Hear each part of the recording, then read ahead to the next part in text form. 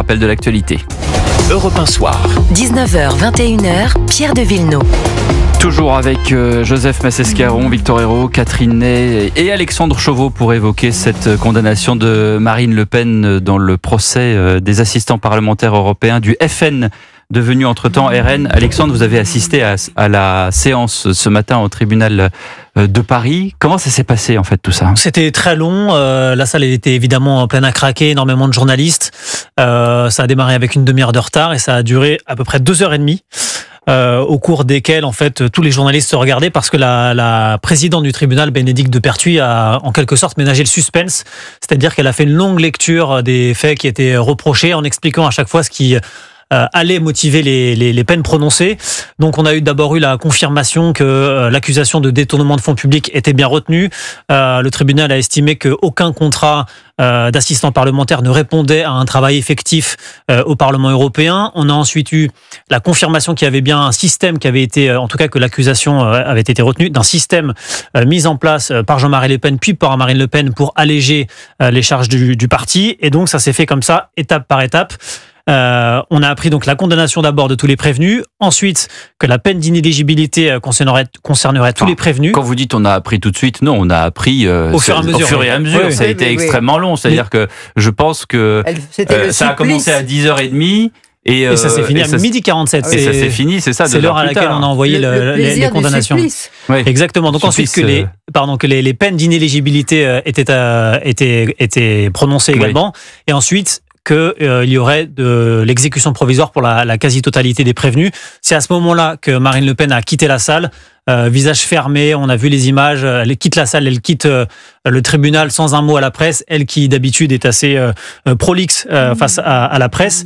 Et ce qui est intéressant, c'est ce qui a motivé l'exécution provisoire. C'est là qu'on a compris dans la salle que Marine Le Pen allait être condamnée avec ça, c'est que, via ça, c'est le risque caractérisé de récidive. Et c'est ce qui fait aussi polémique. Parce que c'est ça qui fait quitter Marine Le Pen. C'est-à-dire qu'elle n'a pas encore l'énoncé du verdict, c'est-à-dire les 4 ans, les 100 000 euros, sur les 4 ans, 2 ans sous bracelet, etc. Elle n'a pas encore le détail de ça, mais elle comprend que la raison principale, en fait, c'est-à-dire le fait qu'elle ne puisse pas se présenter en 2027, c'est là qu'elle décide de partir. Exactement. Et il y avait quand même une possibilité pour que cette exécution provisoire ne l'empêche pas de se présenter en 2027. C'était qu'au lieu des 5 ans requis par le parquet, elle n'eût été condamnée qu'à 1 an d'inéligibilité ou même à 2 ans avec exécution provisoire. C'est ça. Parce que ça courait. Exactement. Mais sur le risque de récidive, c'est intéressant parce que le tribunal retient le fait que, puisque Marine Le Pen a contesté les faits qui lui étaient reprochés, alors elle est susceptible de recommencer. C'est ça, alors qu'elle n'est plus au Parlement européen, et on peut légitimement supposer que la peine de 4 ans de prison et les 100 000 euros d'amende auraient suffi à la dissuader de recommencer. C'est ça qui vraiment motive la décision et qui interpelle au Rassemblement national. Dans le jugement, une notion de trouble à l'ordre public, c'est-à-dire que on a quand même des mots très très forts dans ce trouble à l'ordre public du fait qu'une personne condamnée en première instance à une peine d'inéligibilité soit candidate au premier tour de la présidentielle. Voilà. Tout est dit. Oui. Victor Hérault. Non, mais c'est effectivement le cœur, vous l'avez très bien dit, le cœur du sujet vis-à-vis de l'exécution provisoire, donc de ce qui concernait Marine Le Pen, le plus grave en ce qui visait Marine Le Pen, résidait donc dans le risque de récidive. Et pour citer exactement la présidente, elle a regretté l'attitude de la défense qui a nié jusqu'aux évidences et n'a pas voulu participer à la manifestation de la vérité. Et elle embraye, le risque de récidive est donc objectivement caractérisé. Je n'arrive pas à faire le lien objectif entre ces deux assertions-là. C'est peut-être tout à fait la stratégie de la défense que de dire non, nous sommes parfaitement innocents, nous nions en bloc. Ça ne veut pas dire que s'ils ont été coupables, ils vont recommencer. Donc là, je ne comprends pas. Là, Joseph Massescaron, il y a quelque chose que je soumets à votre attention, parce que vous avez certainement une explication. Je suis extrêmement inquiet d'une dérive juridique que l'on voit de plus en plus, où il me semble que les droits de la défense sont piétinés. Parce que quand même, que la défense plaide non coupable, pardonnez-moi, c'est quand même dans le droit français. C'est-à-dire que ce qui nous différencie du droit américain, c'est que précisément, on n'est pas poussé à plaider coupable. Ce n'est pas une histoire contre une autre histoire.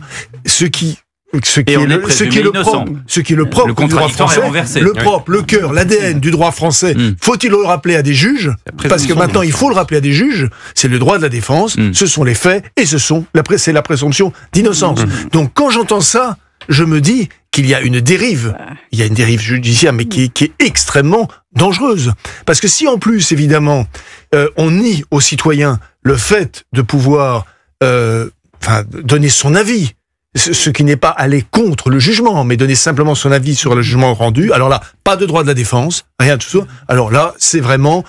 Là, Madame de Pertuis, je comprends sa satisfaction, elle a son heure de gloire, elle a fait son putsch judiciaire, voilà. Et d'ailleurs, rien ne sert d'aller en appel si on suit ce raisonnement-là. Rien ne sert. Parce que si objectivement cela démontre qu'il y a un risque de récidive, ça veut dire qu'elle est objectivement coupable, rien ne sert d'aller en appel, le droit a déjà décidé qu'elle était coupable. Écoutons l'avocat de Marine Le Pen, maître Rodolphe Bosselu. Nous allons faire appel. Je suis assez lourdement et solennellement consterné de voir que l'un des motifs qui permet pour le tribunal de retenir l'exécution provisoire est l'exercice par Madame Le Pen d'une défense. La présidente a indiqué que parce que Madame Le Pen, comme les autres prévenus, avait exercé les droits de la défense, comme par exemple demander une prescription, ce qui est quand même la base de n'importe quelle défense, de n'importe quel prévenu, eh bien, il y avait un risque de réitération ou de récidive. C'est totalement, absolument incroyable. Il y a une forme de criminalisation de la défense que je trouve, pour ma part, extrêmement scandaleuse. Voilà, criminalisation de la défense. Oui. Marine Le Pen s'exprimera tout à l'heure à 20h dans le journal de TF1 et je rappelle, Jordan Bardella sera sur CNews et Europe 1 à 8h10 demain matin. Oui. Catherine. Non, ce que pose cette histoire, c'est quand même l'idée dans la loi Sapin 2, après les affaires Cahuzac et Thévenoud, bon, c'était l'inéligibilité automatique. Oui. Bon, or ça pose quand même une question quand même pour la démocratie sur le choix de l'électeur.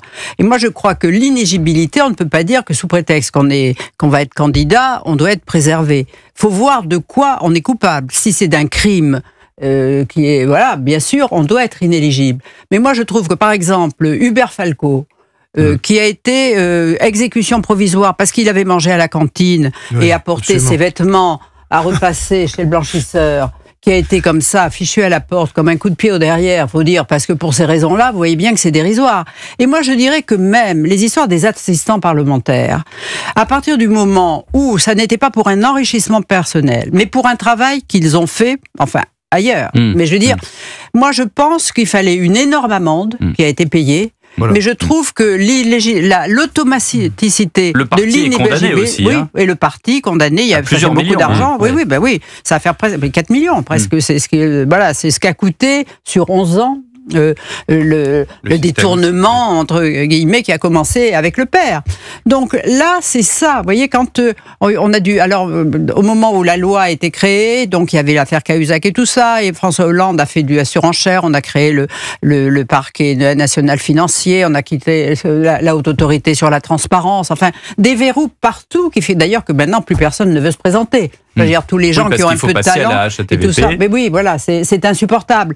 Et donc, je ne sais pas qui aurait le courage de mettre un petit peu de mesure, et voilà, dans cette loi qui est trop rude, quoi. Mais c'est ça la question. C'est la question. On parle beaucoup des juges, de la décision du juge, de la libre interprétation du juge. Après, il y a aussi le législateur. Et vous venez de rappeler que cette loi Sapin 2 elle est quand même, émane des députés, donc français indirectement.